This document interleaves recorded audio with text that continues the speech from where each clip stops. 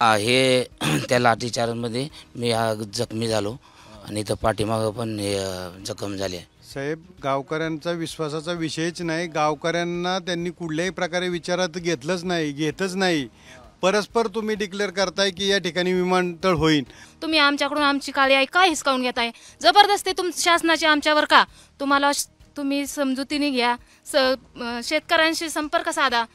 तुम्ही असं जबरदस्तीने शेती आमच्याकडून हिसकावून घेऊ नका आणि आम्ही ती तुम्हाला देणारच नाही. जमीन आमच्या हक्काची आहे, ती कोणाच्या बापाची नाही. आमच्या भावांनी, आमच्या वडिलांनी, आमच्या सासऱ्यांनी, आमच्या सासूंनी प्रत्येक दगडावर, प्रत्येक मातीवर त्यांनी इतकं प्रेम केलेलं आहे. त्यांची आठवणी आणि आमचं तिथं नातं जुळलेलं आहे. आम्ही त्या जमिनी आम्ही कशाच तुम्हाला देऊ शकत नाही. आंदोलन केलं, बायांना काठीने असं दाबलं, पायाने तुडवलं, काठीने मारलं. आता तुम्ही सर्वे बिर्वे केल्यावरती हेच करणार ना, ड्रोनची सर्वे करणार. आम्ही अडवणारच ना तुम्हाला. डायरेक्ट तुम्ही येताय, मोजणी करताय, आम्ही अडवणार. ते अडवताना आम्ही गाड्यांना आडवं बसलो. आमचं कामच आहे ना ते. सकाळपासून पुण्यातल्या पुरंदर तालुक्यात आज मी फिरतोय. त्याचं कारण असं आहे की गेले 2-3 दिवस इथे विमानतळाला प्रचंड विरोध होतोय गावकऱ्यांचा. म्हणजे खरं तर याच्या आधीपासूनही त्यांचा विरोध होता, पण ते गोष्ट इंटेन्सिफाय झाली. ती कधी झाली? ज्यावेळी इथे ड्रोनने सर्व्हे होऊ लागला आणि गावकऱ्यांच्या परवानगीशिवाय त्यांच्या विरोधात ह्या सगळ्याला कोणतीही संमती नसताना हे होऊ लागलं. आज आल्यानंतर सकाळी इथे काय गोष्ट कळली, कॅमेरामॅनला सांगतो मागचं घर दाखवायचं. त्याचं कारण असं आहे, हे टुमदार घर बांधलेलं दिसतं ना तुम्हाला, इथे शेतजमीन विकून नाही बांधलं. ही इथे छोटी यांची जमीन आहे, ती जमीन बागायत झाली, त्याला पाणी येऊ लागलं आणि मग त्या शेतीतून आलेल्या पैशावरती घर बांधलं आहे. याच्यापेक्षा मोठा बंगला यांना का नको आहे? कारण ही माणसं इथे स्वतः कष्टाने कमवून खाऊन पिऊन सुखी आहेत अत्यंत, आणि त्यामुळे त्यांना इथल्या जमिनी विकायच्या नाहीत. आणि सरकार 1 रुपयाला 5 रुपये काय 100 रुपये देत असेल तरी त्यांना नको आहे. समजून घेऊ नक्की या गावकऱ्यांचं काय म्हणणं आहे. मी सकाळपासून फिरतो. काय झालं? आमच्या जे वडिलोपार्जित जमिनी आहेत, आजोबाकडून वडिलांच्याकडे आले. डोक्याला काय झालं? हे त्या लाठीचार्जमध्ये मी जखमी झालो आणि इथं पाठीमागं पण जखम झाली आहे. कधी? परवाच? हां, परवाच्या लाठीच्या. नक्की काय झालं होतं? नक्की जो परवा जे लाठीचार्ज झाला ना, त्यात मला पूर्ण पहिल्यांदा इथे जखम झाली. मी खाली पडलो आणि इथं पाठीमागं सुद्धा जखम झालेले आहेत. काटे. हेच आहे कुंभरवणीचं? खानवडी. हो. आणि कधी आला होता इथं? काय नक्की किती होता? तेव्हा आंदोलनासाठी चालतो. आमचा विमानतळास पूर्ण विरोध आहे. विरोध दर्शवण्यासाठी आलेलो होतो मी पण. काठी बसली? काठी बसली का इथं डोक्यामध्ये. जमीन किती तुमच्याकडे? आमच्या 12 एकर जमीन आहे. हो. काय लावलं आता? आत्ता काय नांगरून केलं. झाडी आहेत, आंब्याची झाडं आहेत, पेरू आहे, सीताफळ आहे. घरी कोण कोण असतं? मुलं बाळ वगैरे? मला 4 मुलं आहेत, मिसेस आणि आई. शिक्षण चालू आहे मुलांचं. सर्वांचं शिक्षण? हो. तुमचं सगळं शेतीवरच की आणखी काय साईड? आमचं सगळं अवलंबून आहे. त्यासाठी आम्हाला आमची जमीन विमानतळास द्यायची नाही. हो. कुठं आणखी पाठीला लागलं का? पाटील नाही बघा की जगत नाही. राहू दे. काय झालं त्यांना? अरे बापरे.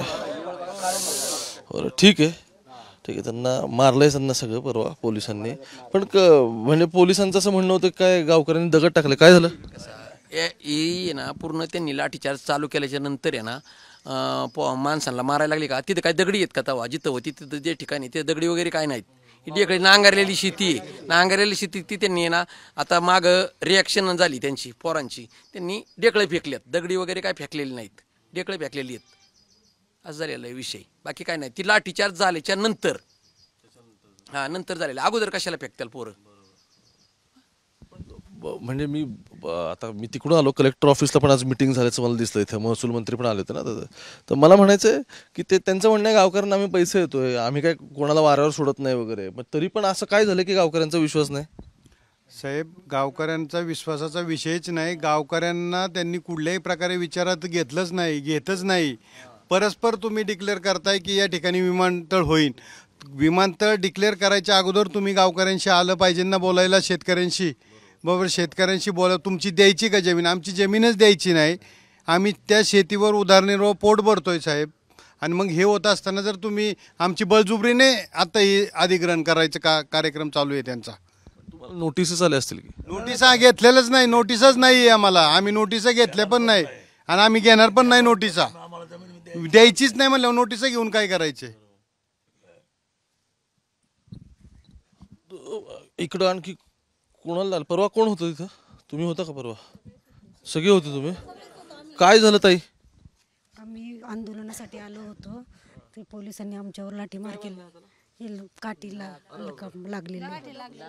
डोक्यात काठी बसण्यापेक्षा त्यांनी हातावर काठी घेतलेली, म्हणजे असं झालेलं आहे त्याचं. डोक्यात काठी पडली असते तर माणूस राहिला असता. आम्हाला विमानतळ नकोच आहे.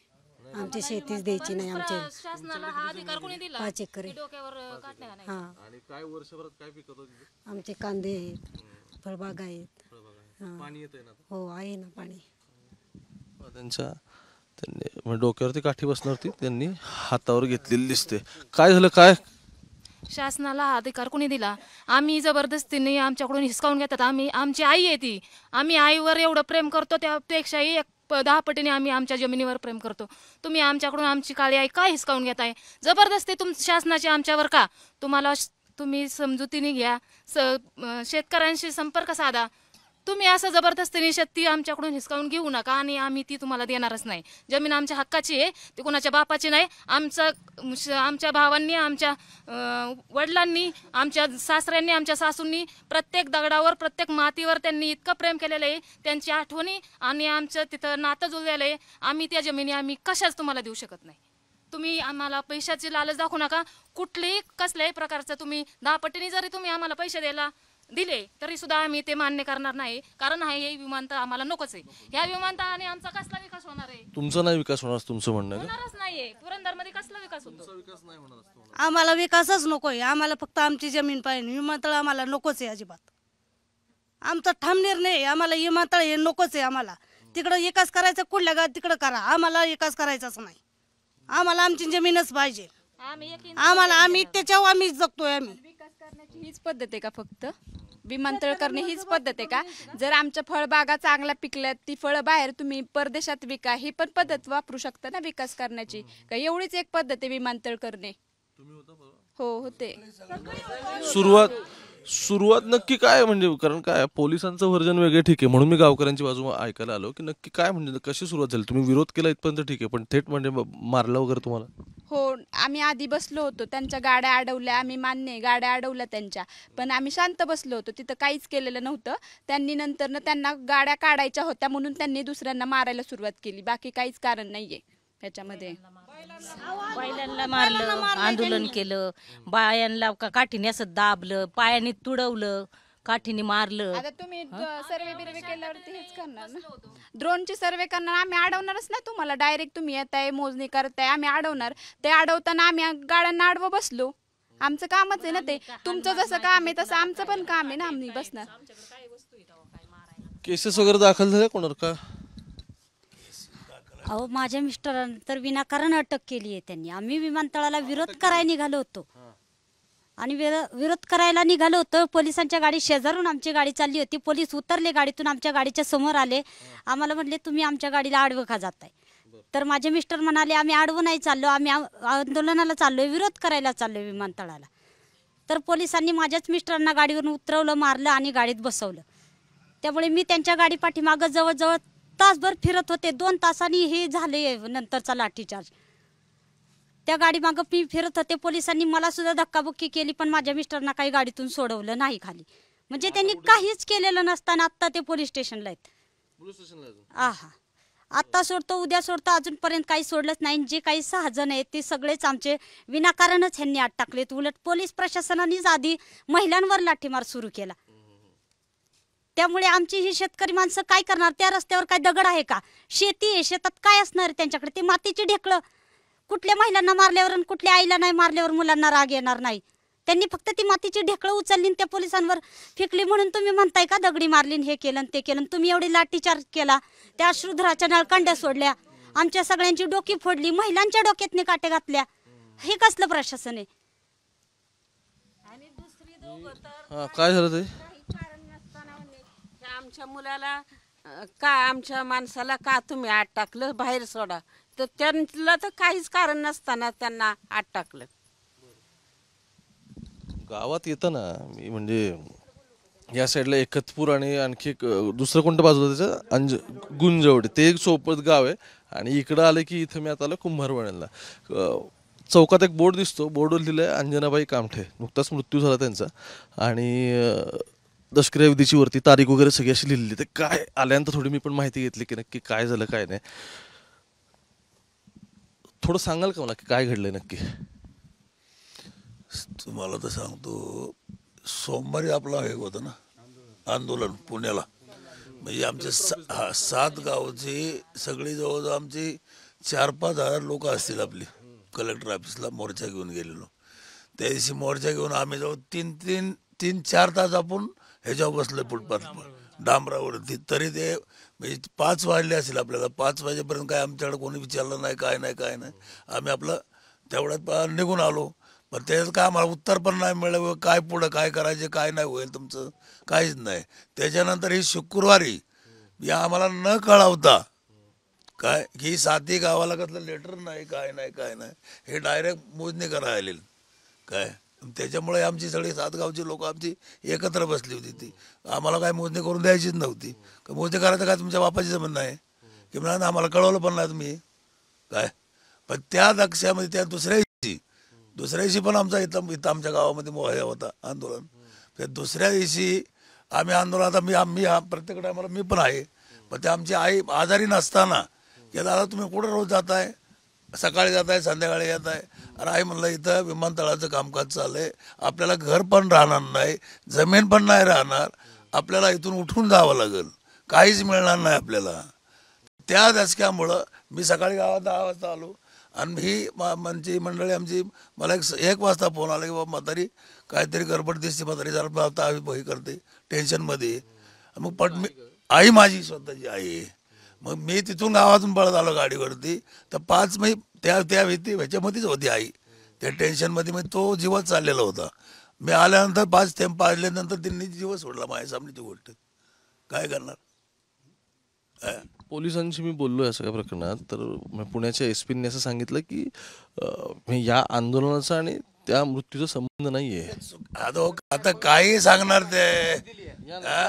15 दिवस आजी आजारी होत्या. पंकज देशमुख साहेबांनी एक बाईट दिलेली आहे. पंकज देशमुख साहेबांनी काय बोलले देशमुख? असं म्हणणं आहे की या आंदोलनाशी त्याचा संबंध नाहीये त्या मृत्यूचा, म्हणून. पण नक्की काय झालं हे जाणून घेणं तुमचं. मृत्यूचा म्हणजे आता ही आता काय सांगतील ते, काही पण सांगतील, प्रत्युत्तर काय पण देणार ते काय. पण इथली परिस्थिती त्यांना काय माहिती आहे, इथं काय घडलंय ते त्यांना काय यशीमध्ये बसून कळतं. पंकज देशमुख साहेबांचं मी एक बाईट ऐकली, म्हणले की आजी 15 दिवस त्या दिवशी जे घडले त्या दिवशी सगळे आलेले, पण त्यांना आधीच्या गोष्टी काय माहिती, काय घरात काय घडलंय तुम्ही तिथं बसून तुम्हाला कळणार नाही.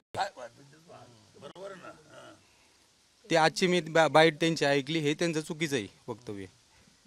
म्हणणं की अधिकारी येऊन इथे माहिती घेऊन गेले, तसं काही झालेलं नाही असं म्हणून अधिकारी ज्या दिवशी घटना झाली त्या दिवशी आले, आधी आलेले नाही. गेल्यानंतर ज्या दिवशी घटना झाली माझं भाव इथं त्या काय व्हायचं साहेब, म्हणजे आजींचा आता मुलगा रोज आंदोलनात होता, सक्रिय सहभाग होता. दादांना विचारायच्या त्या की दादा कुठं जाताय तुम्ही, काय करताय तुम्ही. आणि हे होत असताना त्या अजिबात म्हणजे रोज फिरत होत्या, स्वतः करत होत्या, स्वयंपाक चहा पाणी स्वतः त्या बनवून खात होत्या.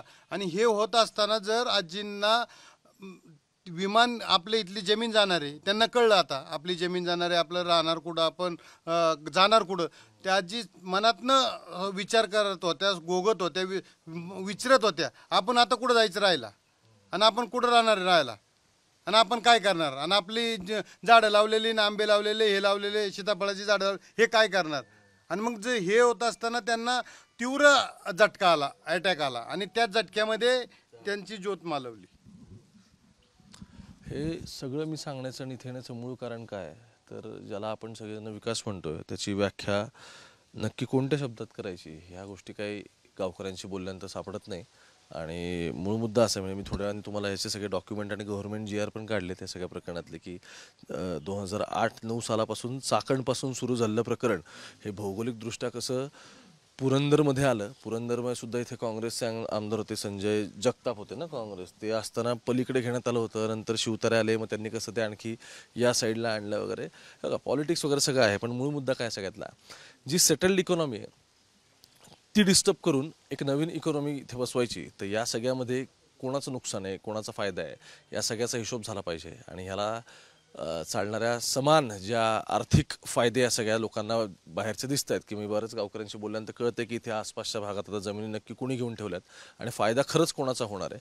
कारण शेवटी काय, ज्यांनी जमिनी दिल्यात, ज्यांनी स्वतःचं कायम आयुष्यभराचं उत्पन्न साधन आहे ते दिलं आहे, तर त्यांचा सगळ्यात जास्त फायदा होणं एक्सपेक्टेड आहे, बाहेरच्यांचा नाही. मुंबई तक पाहत राहा. कॅमेरा पर्सन गोपाळसोबत मी ओमकार, पुरंदरमधून.